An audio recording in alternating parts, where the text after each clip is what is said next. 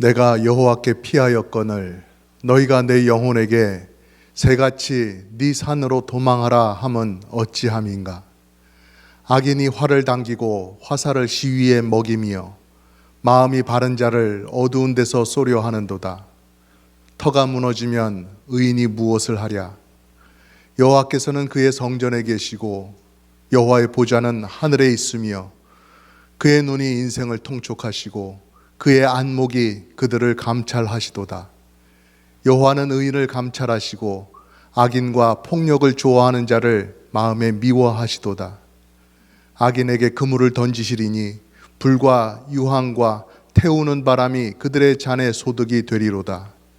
여호와는 의로우사 의로운 일을 좋아하시나니 정직한 자는 그의 얼굴을 배우리로다. 아멘. 터가 무너지면 어떻게 할까요? 라는 제목으로 말씀을 나누겠습니다. 요즘 새벽 기도회 때마다 시편의 말씀을 계속해서 보고 있습니다. 그래서 일주일에 한 번씩 한 장씩 그렇게 넘어가고 있는데요. 지금 이렇게 11편, 12편 이 정도에 와 있습니다.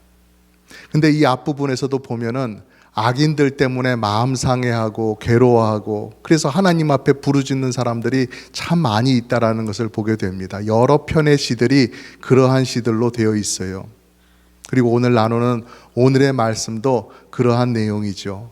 악인들의 거짓말, 악인들의 횡포, 악인들이 활개치는 그러한 모습 때문에 제가 괴롭습니다 하나님 하고 아뢰는 그러한 기도이지요.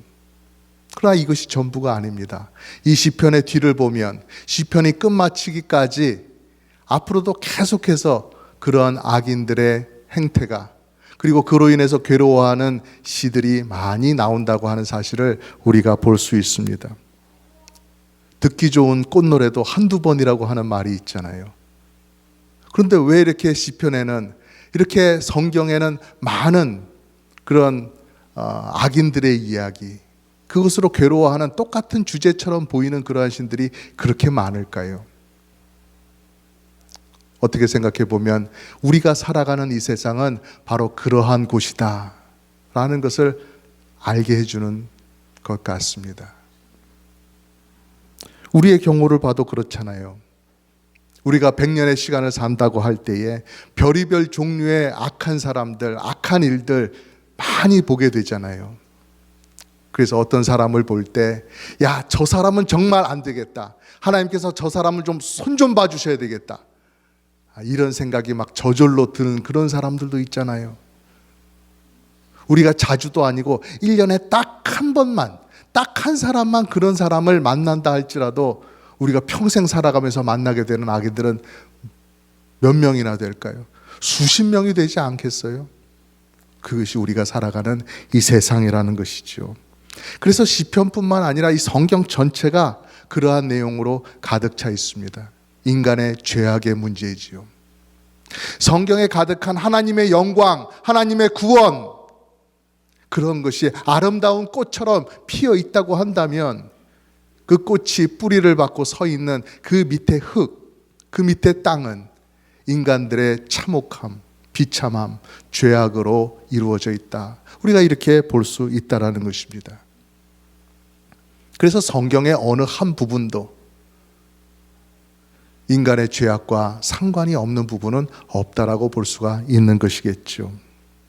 그래서 오늘의 시와 같은 시가 우리 성경에 계속 반복되고 있고 성경의 다른 부분에서도 볼 수 있다고 할 때 이게 왜 이럴까 이상하게 생각하지 마시고 그 가운데 그 어려움 가운데 있는 사람들은 어떠한 하나님을 찾고 부르짖었으며 또 하나님은 그들에게 어떻게 응답하셨는가 그런 것들을 우리가 잘 볼 수 있기를 바랍니다. 그래서 이 세상에 여러 가지 그렇게 굽이지는 인생들 또 여러 가지 맹수들을 만날 때에 우리가 믿음으로 하나님 의지하면서 잘 그것을 이겨나갈 수 있기를 간절히 바랍니다. 오늘 말씀을 보면 시인은 어떤 괴로움을 겪고 있다고 말씀하고 있습니까? 내가 여호와께 피하였거늘 너희가 내 영혼에게 새같이 네 산으로 도망하라 하면 어찌함인가. 악인이 활을 당기고 화살을 시위에 먹이며 마음이 바른 자를 어두운 데서 쏘려 하는도다. 이렇게 어려움이 있다고 말하고 있습니다. 악인들이 이 시인에게 새같이 네 산으로 도망하라 라고 그렇게 말을 하는데요. 여기 보니까 새같이, 새 귀여운 새 아닙니까? 예? 그런 것을 생각하면서 뭔가 이게 좋은 말 아닐까? 구원의 길에 대해서 얘기하는 것 아닐까? 이런 생각도 할 수 있겠지요. 우리 시편 124편을 이렇게 노래로 만든 그런 것도 있잖아요. 오 우리 영혼이 벗어났도다 사냥꾼의 올무에서 새같이, 뭐 그런 찬양도 있잖아요. 그래서 이게 좋은 얘기인가, 구원을 얻으라는 얘기인가 이렇게 생각할 수도 있는데 그것이 아닙니다. 새같이 네 산으로 도망하라 하는 것은 이 시인을 새 같은 존재, 작고 힘없고 미약한 존재, 그런 존재로 바라본다라는 것입니다. 얕잡아 보는 것이죠.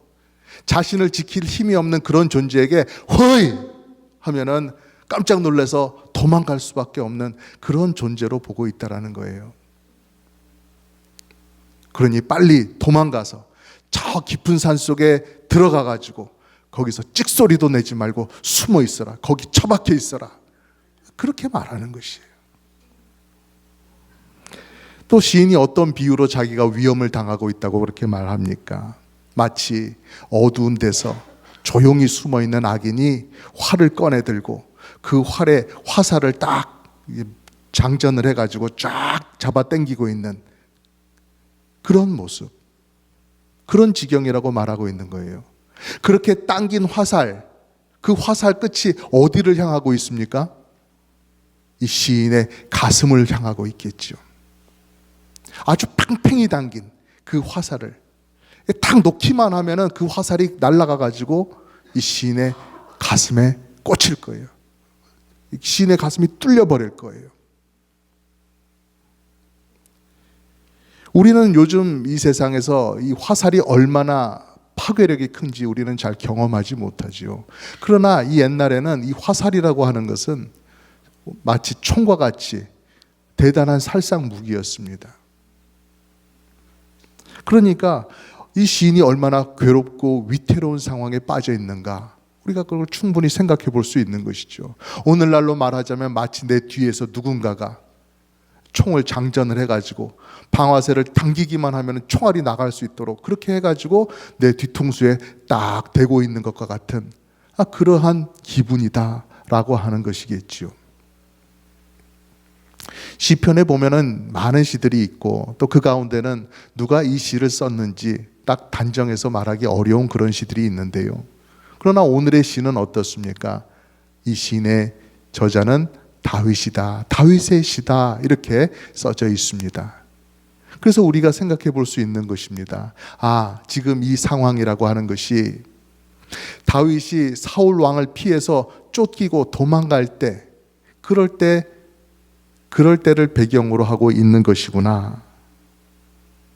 다윗은 자기 혼자 도망 다니지 않았습니다. 자기를 따르던 많은 일행들이 있었어요.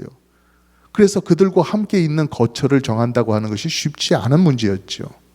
그래서 그들과 함께 있을 거처를 마련하기 위해서 이 동네 저 동네 이 사람 저 사람 그렇게 찾아 돌아다니고 했었습니다. 그러나 많은 사람들을 만나서 우리를 좀 여기 있게 해 주십시오라고 했을 때 다윗 일행을 환영하고 받아들이는 사람들은 잘 만나볼 수가 없었습니다. 왜냐하면은 다윗 일행들을 좋게 대접해 주었다가 그들을 받아들여 주었다가 당시의 왕인 사울 왕에게 어떠한 보복을 당할지 모르는 그런 일이었기 때문에 그렇습니다. 실제로도 그런 일이 있었습니다. 다윗 일행이 제사장 아히멜렉을 찾아갔습니다. 그랬더니 이 제사장 아히멜렉이 다윗을 받아들이고 그에게 쉼과 빵을 주었다는 거죠. 나중에 이 사실을 사울 왕이 알게 되었어요.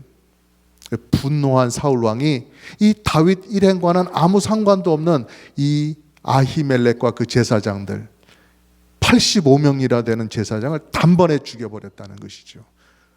잔인하고 악독하게 가혹하게 처벌하는 것을 본보기로 보여준 것이었습니다. 그렇게 끔찍한 일이 알려지고 나니까 다른 사람들도 감히 다윗을 영접하겠다, 다윗에게 어떤 도움을 주겠다, 이렇게 못하는 것이죠. 다윗에게 마음이 있었던 그런 사람들도 이 기회에 마음을 접고 사울 왕 편에 서야 되겠다, 그렇게 하면서 다윗 일행을 보았을 때 우리 가까이 오지 말라고, 저리 썩 꺼지라고 하는 식으로 새같이 도망하여 빨리 네 산속으로 도망하라고 그렇게 말하는 것이었겠죠. 왜냐하면 그들에게는 도움이 되지 않으니까요. 이러한 상황 가운데 있던 다윗이었습니다.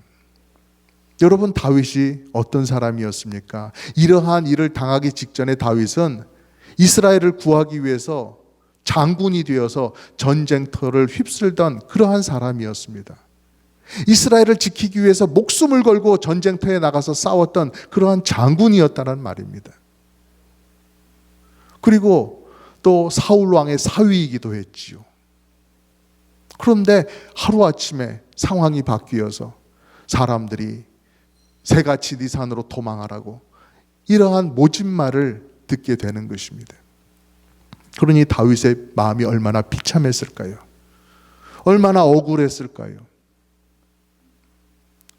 배반감, 실망, 억울함, 초라함, 울분, 막 이런 복잡한 감정들로 인해서 그 마음이 어지럽고 아팠을 것입니다. 그런 가운데 다윗이 이런 질문을 하고 있는 것이에요. 터가 무너지면 의인이 무엇을 하랴? 이 질문을 스스로에게 던지고 있는 것이죠. 또 우리들에게도 던지고 있는 것입니다. 여러분, 만약 여러분이 다윗의 형편이었다고 한다면 여러분은 이러한 막막한 순간 가운데 어떻게 하시겠어요? 무엇을 하시겠어요? 터가 무너지면 의인이 무엇을 하랴? 여기서 터라고 하는 것은 그 사람이 살아가는 어떤 사회적인 배경을 말하고 있는 것입니다. 내가 몸담고 살아가는 사회라는 것이죠. 나를 아는 사람들, 또 그 사람들 가운데 또 내가 목적을 정하고 살아가게 되고, 또 내가 열심히 움직이면 또 그것을 알아주는 사람들이 있는 그러한 터전, 사회, 이런 것들을 말하는 것이에요. 나라는 존재가 다른 사람들에게 의해서 인정을 받는 곳을 말하고 있는 것이죠. 그런데 그 터가 무너졌습니다. 더 이상 내가 내 명예를 지킬 수가 없어요. 내가 나라고 하는 사람을 추스릴 수가 없어요. 내가 아무리 정직하게 움직인다고 하고 내가 정직하게 말을 해도 다른 사람들이 믿어주지 않아요.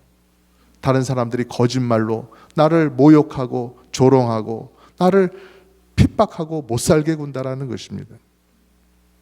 이런 악인들의 모함과 거짓 공격 앞에 막막할 뿐이지요. 답답할 뿐입니다. 그러므로 이런 때에 다윗이 말합니다. 터가 무너지면 의인이 무엇을 하랴? 이번에 터키에 큰 지진이 있었습니다. 이 터가 무너진다라고 하는 것을 생생히 우리가 이렇겠구나라고 알 수 있게 돼 그렇게 말해주는 것이죠. 이보다 더 실감나는 예가 어디에 있겠어요? 막 큰 지진이 나서 모든 건물들이 다 무너져 내리잖아요. 막 콘크리트 더미 속에 깔리는 그러한 일들이 있게 되는데요. 그런 일이 있을 때 거기서 나올 수 있느냐 없느냐 이런 건 둘째 문제죠. 그 깔리는 그 상황에서 내가 사느냐 죽느냐 하는 것이 더 큰 문제로, 1차적인 문제로 다가오지 않습니까? 악인들 때문에 내가 제대로 살 수 없는 그러한 상황, 내가 딛고 서 있는 터전이 엉망진창이 되어 간다면 우리는 어떻게 해야 됩니까? 그런 질문을 다윗이 하고 있는 것이죠. 그런데 여러분, 감사하게도 이러한 질문에 대한 대답을 오늘의 이 시편이 담고 있습니다. 오늘의 시편 가운데서 대답을 확인할 수가 있어요. 우리 4절 말씀, 6절 말씀 같이 한번 읽어보겠습니다. 시작. 여호와께서는 그의 성전에 계시고 여호와의 보좌는 하늘에 있으며 그의 눈이 인생을 통촉하시고 그의 안목이 그들을 감찰하시도다. 악인에게 그물을 던지시리니 불과 유황과 태우는 바람이 그들의 잔에 소득이 되리로다. 아멘. 막 활개치는 그러한 악인들 때문에 정신이 없어요. 세상이 뒤죽박죽되고 막 무너지는 것 같습니다. 그들이 악한 짓을 안 하는 곳이 없어요. 모든 것이 그 영향을 받고 있는 것 같습니다. 그런데 단 한 군데 그 영향을 받지 않는 곳이 있으니 그곳이 어디입니까? 우리 하나님 계시는 성전이라는 것이에요. 그 성전만큼은 흔들리지 않고 굳건히 서 있는다. 그리고 그 성전 가운데 계신 우리 하나님, 하나님 보좌에 앉아 계시는 그 하나님, 하나님의 보좌는 이 땅, 이 지상에 있는 그 건물에 앉아 계신 것이 아니라 하늘에 그 보좌를 두고 계시기 때문에 아무리 악인들이 어떻게 한다 할지라도 하나님의 보좌를 흔들 수 없다. 하나님을 어떻게 할 수 없다라고 말씀하는 것이죠. 악인들이 폭력으로 남의 것들을 빼앗고 힘으로 다른 사람들을 괴롭히고 위협하고 거짓말로 다른 사람들을 괴롭히고 막 뇌물로 아닌 거를 막 옳다고 하고 막 재판을 굽게 하고 그런 일들이 많이 있어서 모든 것을 악인들의 뜻대로 할 수 있는 것처럼 보일지라도 하나님은 그 사람들의 뜻대로 될 수가 없다라는 사실입니다. 오히려 하나님은 엄정한 눈으로 이 세상의 모든 사람들을 감찰하신다. 엄정하게 바라보고 계신다. 판단하고 계신다. 그리고 더 중요한 것은 내가 그 하나님을 나의 피난처로 삼고 그분에게 의지하고 있다라고 하는 사실이지요. 내가 의지하는 그 하나님께서 나를 아시고 나를 위해서, 이 어려움 가운데 있는 나를 위해서 움직이십니다. 어떻게 하신다고 하셔요? 악인들을 일망타진하기 위해서 마치 그물을 던져서 새나 물고기를 잡는 것처럼, 아니면 하늘에서 비를 막 내려가지고 그렇게 쏟아 붓는 것처럼 그렇게 불을 내리실 거다, 그렇게 말씀하고 계세요. 한국어 번역과 영어 번역의 차이 보이시죠? 그물, 레인, 어쨌든 막 촘촘하게 피할 곳 없이 쏟아 붓는다는 것입니다. 불을 유황과 함께 쏟아 붓는다는 것이죠. 그럼 더 큰 온도로 더 큰 폭발 일으키면서 더 타게 되겠지요. 그 불 가운데 견딜 수 있는 것이 없겠지요. 마치 옛날에 하나님께서 소돔과 고모라를 멸망시킬 때 유황과 불로서 다 태워버리셨던 것처럼 그들에게 그러한 멸망, 그러한 심판의 불로 갚아주실 것이다, 그렇게 말씀하시는 거예요. 얼마나 두려운 하나님의 갚아주심인지 모릅니다. 여러분, 이 세상은 악인들의 세상이 아니에요. 악인들의 뜻대로 굴러가는 그런 세상이 아닙니다. 하나님께서 다스리시는 세상이십니다. 악인들이 마치 지금 우리가 이겼다 하면서 승리의 축배를 드는 것처럼 보이지만 그 축배 안에 담겨 있는 것은 뭐예요? 불과 유황과 태울 듯이 뜨거운 바람, 그것밖에 담기지 않는다라는 사실입니다. 그러므로 이 악인들을 심판하시고 악인들의 모든 악행을 기억하시고 그것을 그냥 넘어가지 않는 우리 하나님이시기 때문에 우리가 그 하나님 바라보면서 그 하나님 의지하면서 이 괴로운 이 땅에 이러한 상황들, 악인들의 악행들을 바라보면서 우리가 참을 수가 있는 것이죠. 견딜 수가 있는 것입니다. 버거운 일이긴 합니다. 괴로운 일이긴 합니다만 그것을 견딜 수 있는 힘과 위로가 우리에게 주어질 수 있다는 사실이에요. 우리가 마치 액션 영화에서 보는 것처럼 내 정의의 주먹을 달게 맞아라 하면서 막 때려주는 거, 상대방이 피떡이 되도록 때려주는 거, 그렇게 하면은 해결이 될까요? 여러분, 우리의 주먹이 뭐라고 그게 그들에게 그렇게 큰 위협이 되겠습니까? 그것은 해결 방법이 아닙니다. 악인들이 우리를 위협하고 조롱하는 것처럼 우리들도 거기에 맞서서 야, 이 참새 새끼야 이러면서 막 우리 목사님 왜 저래 이런 게 아니, 여러분 이제 그렇게 한다면 말이죠. 만약에 야, 너도 참새다 이러면서 막 대들고 그러면 후련할 것 같지만, 방법이 될 수 있을 것 같지만 아니라는 겁니다. 오히려 우리의 마음이 더 어두워질 수밖에 없는 거지요. 정말 억울하고 힘들 때, 내가 정말 뭐라도 해야지라고 하는 그런 생각이 들 때는 정말 내가 그렇게 갚아주고 나도 그렇게 대처를 하면 좋겠다, 마음에 이렇게 쌓인 아픔이 좀 해결될 것 같다, 그렇게 생각할 수도 있겠지만 그것이 옳은 것은 아니고요. 우리 성도들에게는 성도들만의 해결 방법이 있습니다. 이 마음속에 응어리진 이것을 풀어내는 방법이 있어요. 그것이 뭐예요? 얼큰한 짬뽕을 한 그릇 후루룩 맛있게 먹는 거, 그런 거예요? 아니죠. 우리 7절 말씀 같이 읽을까요? 시작. 여호와는 의로우사 의로운 일을 좋아하시나니 정직한 자는 그의 얼굴을 배우리로다. 아멘. 우리는 어떤 사람이에요? 의로우신 하나님의 얼굴을 뵙는 사람이다. 이 세상에 살아가지만 나는 그런 사람이다, 이것을 깨닫는 그런 사람이죠.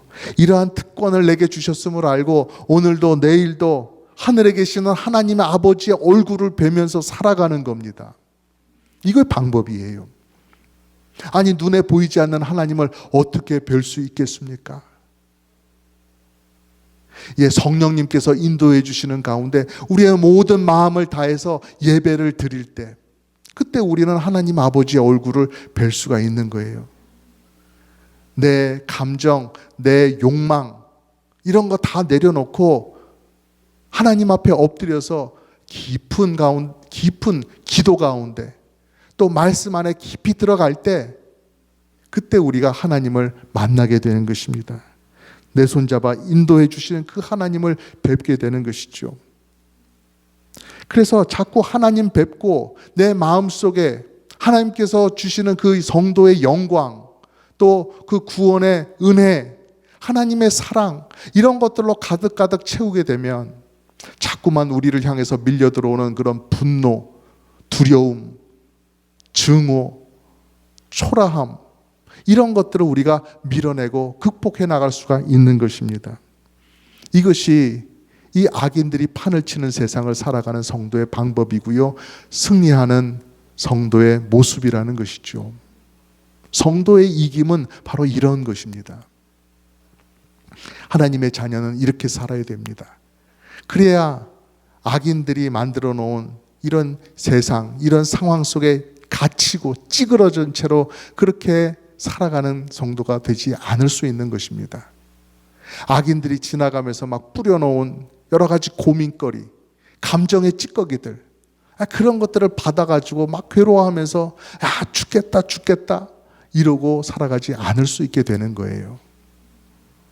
앞에서도 말씀드렸던 것처럼 이 세상은 죄인들로, 악으로 가득 찬 세상입니다. 어디서든지 죄가 튀어나올 수 있어요.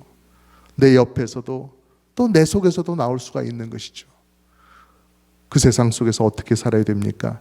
하나님께서 죄악을 미워하시고 의로운 것을 좋아하시기 때문에 우리는 계속해서 조심하면서 평생토록 죄를 짓지 않으려고 조심하면서 살아야 되지요. 그렇게 하려면 우리는 의로우신 하나님께 계속해서 다가가야 됩니다. 하나님의 얼굴을 보기 위해서 힘쓰고 하나님 곁으로 계속해서 나가야 돼요. 우리 길 되신 예수 그리스도를 의지하면서 말씀과 기도 가운데 살아야 됩니다. 계속해서 예배가 있는 삶을 살아야 되죠. 그 가운데 엎드려서 하나님의 뜻을 알려주시라고, 하나님의 영광을 보게 해달라고, 하나님의 인도와 보호하심을 나에게 허락해달라고, 그렇게 기도하면서 살아가는 것이죠. 이러한 성도의 삶을 줄여서 한마디로 말하자고 한다면 하나님만 생각하는 삶, 하나님 안에서 살 길을 보여달라고, 허락해달라고 발버둥치는 삶, 그런 것이라고 말할 수가 있겠지요. 그렇게 살게 될 때 때때로 실제로 경험하게 되는 하나님의 손길이 있습니다. 부인할 수 없는 하나님의 손길, 분명하게 또렷하게 보게 되는 하나님의 손길이 있어요. 그 손길이 또 은혜 받은 우리에게는 하나님의 얼굴을 뵙는 것으로 보이게 된다는 것입니다. 악인들의 얼굴은 어떻게 생겼습니까, 여러분? 못생겼죠? 악인들은 일단 못생겼습니다. 잘생겼어도 일단 못생긴 겁니다. 그 못생긴 얼굴 생각하시면서 막 짜증내시고 막 덩달아서 막 얼굴 찌푸려가지고 막 하면서 막 저는 막 아무리 찡그려도 찌푸린 얼굴이 안 되는데요. 그냥 막 찡그려가지고 이렇게 사시지 마시고요. 항상 우리에게 사랑의 증표를 남겨주시는 우리 하나님 생각하시기 바랍니다. 예수 그리스도와 성령님 안에서 매일매일 우리 삶에 새로운 일, 선한 일들을 해가시는 우리 하나님 생각하시면서 기쁨과 감사로 얼굴이 늘 환해지시기를 그렇게 간절히 바랍니다. 그렇게 하면서 우리의 발걸음이 점점 우리 하나님 아버지 계시는 천국으로 가까이 가게 되는 것입니다. 여러분, 다윗이 계속 쫓기는 상황에서 막 수군거리는 사람들, 다윗이 저런 나쁜 짓을 저질렀대, 하지도 않았는데 그냥 괜히 막 나는 악한 소문들, 그리고 막 다윗을 조롱하고 모욕하는 그러한 말들, 그런 말들 들을 때에 다윗의 마음, 다윗의 이 시선이 어디를 향하고 있었는지요. 하늘에 계신 다윗을 끔찍히 사랑하시는 그 하나님께로 그의 시선이 맞춰져 있었다는 사실을 잊지 마시기를 바랍니다. 환경과 사람은 늘 바뀔 수 있지요. 나를 늘 좋게 대해 주시던 사람이 바뀔 수도 있습니다. 그러나 하나님은 변치 아니하시는 분이십니다. 늘 사랑의 말씀으로, 늘 항상 자비한 음성으로 우리에게 들려주시는 그런 하나님이시지요. 이사야 51장, 너희를 위로하는 자는 나, 곧 나이니라, 이렇게 말씀하시죠. 또 내가 내 말을 네 입에 두고 내 손 그늘로 너를 덮었나니 이는 내가 하늘을 펴며 땅의 기초를 정하며 시온에 이르기를 너는 내 백성이라 말하기 위함이니라. 아멘. 이 사랑과 위로 의지하면서 이 세상에 때로는 물 가운데 지나고 때로는 불 가운데 지날지라도 여러분 믿음으로 굳건히 서서 나아가시기를 간절히 바라며 축복합니다.